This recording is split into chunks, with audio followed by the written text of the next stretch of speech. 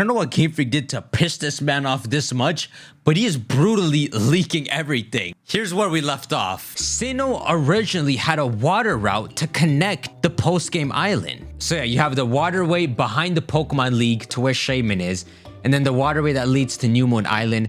There is one more right here. I'm pretty sure this one though is actually a boat you took, so this one could be a boat as well. But think of this is Snow Point, so that means the water would be frozen up there. It makes more sense to me that maybe this was a post-game situation where someone is blocking it in the main game, but in the post-game, you can go through the snow, then go down to the water and make it to the post-game island. Who knows? It's cool. Imagine the lore and secrets along the deep oceans of Sinnoh. Are you guys even real? Are the people watching my video real? Let's freaking keep going. What is this? What the frick is this? An abominable snowman. What are you replying to? Oh. Okay, things are getting really wild. More discarded Pokemon. What is this concept art from? That is sick. That looks like a sea monster legendary. Yo, you think Pokemon has no ideas? They just gotta make like a legendary trio and that's one of them. What's the next image? Bro, even that works. It kinda actually looks like a Metagross? Nah, some kind of scorpion spider. It could either be a ghost type, a bug type, or a steel type, if that's how hard this crap is. I'll say ghost bug. And then the third one, you're absolutely out of your mind. This is pissing the crap out of me.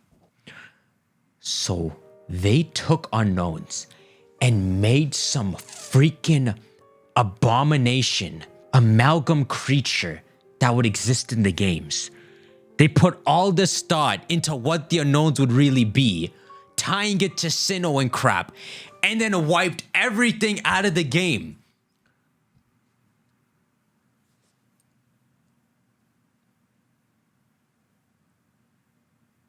That's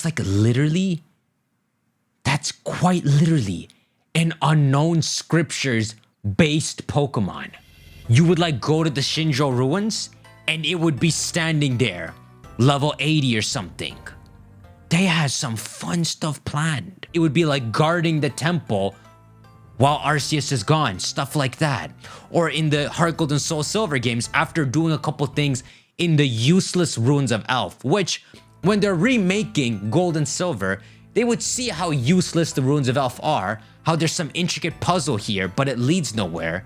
And they would have taken in the fact that you're going around catching the unknowns to eventually lead to a creature like this when they remade the games, probably in that final Ruins of Elf room. I still remember to this day, sleeping over at my friend's house and staying up so late catching all the unknowns as a kid, and it went nowhere. And I was so sad. But you didn't know it went nowhere. You just continued to waste your life trying to see if something happened. This is completely a fan idea, and they already had this crap conjured up. Let me go to the next. Yo, even that's a freaking sick Pokemon. What is that? A really bad looking cupcake? But there's actually some kind of gremlin inside? I guess it would hide like on the side of a mountain and look like food to hungry travelers.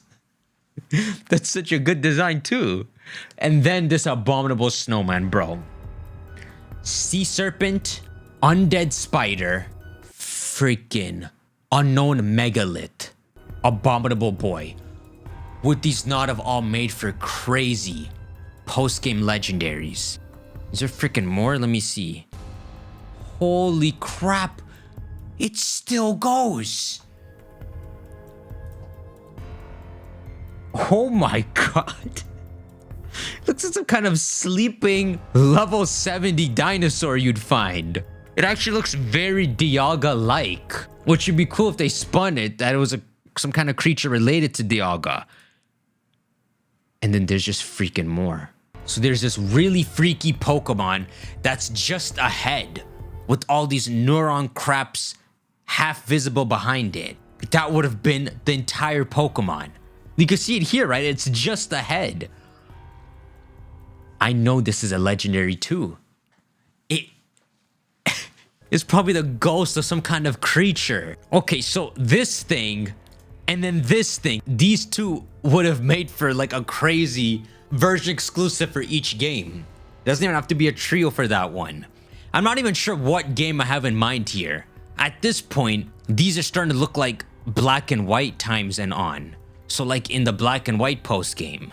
Because I mean, come on, you can't imagine a design like this in Gen 4. And then here's the last image. This looks like a 2-stage Pokemon, where it starts off like this and then it just develops into some kind of salt deposit Pokemon. But still, I'm imagining crazy luxury-like stats. We're at the end. We're at the end of that list.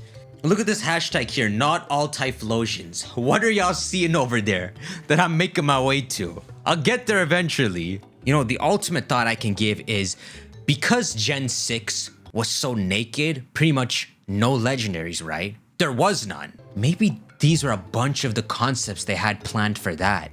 These designs, especially since the concept art is done in this way, looks like it could have straight up been for the Kalos games, including the scrapped continuations, right? I bet you that's what these Pokemon were.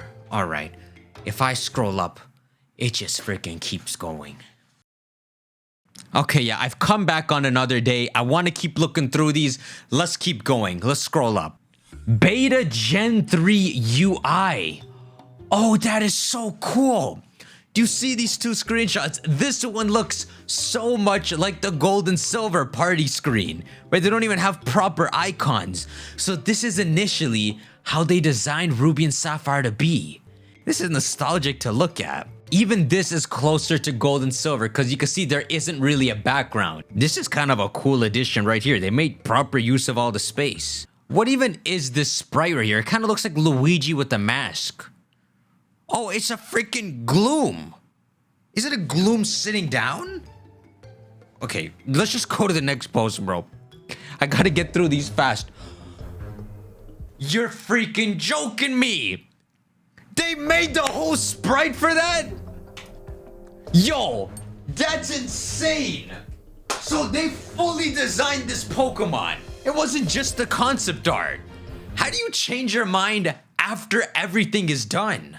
I can see why they changed their mind, because that is a crazy looking starter Pokemon. They probably realized they gotta tone it down. This reminds you a lot of a completed design like Charizard and Typhlosion.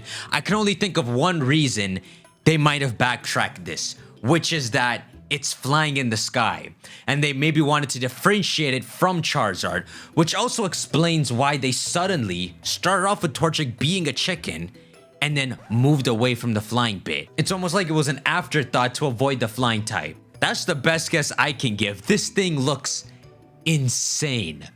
To think that was supposed to be a starter Pokemon. So these were supposed to be more like jets to better explain Latios and Latios's plain looking wings. That was the other half of the equation. It was supposed to have a jet stream. Dude, this is mind blowing. So going back to it, this was the alpha art they showed for Blaziken back then. Well, this one makes it look more innocent. I can't believe you got this dude and then that freaking tube bunny in the same thought space. This is better than both the final designs. It absolutely is. Latikin is real. Oh my lord. Do we have a name for this Pokemon now? That's a great question. That probably just straight up Blaziken in the game files. Now, it's not a fighting type. It's fire something. It's either fire flying or fire dragon. Now, fire flying would make the most sense. It's a chicken. It slowly grows into a flying type. But when you look at the way it's shown here, it's almost like they had it planned to be fire dragon. And it's because they gave such an overpowered typing and realized better they should back away from giving dragon to a starter. Then they stripped all the dragon off it and made it its own Pokemon. Because think about it, they don't know Pokemon's going to continue succeeding. It's been a bit since Gold and Silver came out, so they probably didn't mind going all out and making one of the starters dragon like that. And if you look at the talons and all, it looks more dragon than it does fighting. There's actually one difference between this and the alpha art, and it's in the Blaziken head. The alpha art showed a Latias head, pretty much. But this one shows more of a Blaziken head, and you can even see more of the fur. Who pissed you off, Masuda? Alright, before I go, let me just look at one more. More discarded Mons? That crap looked like Gen 5. So we're moving away from Ruby and Sapphire. That's what's coming up next. More black and white leaks.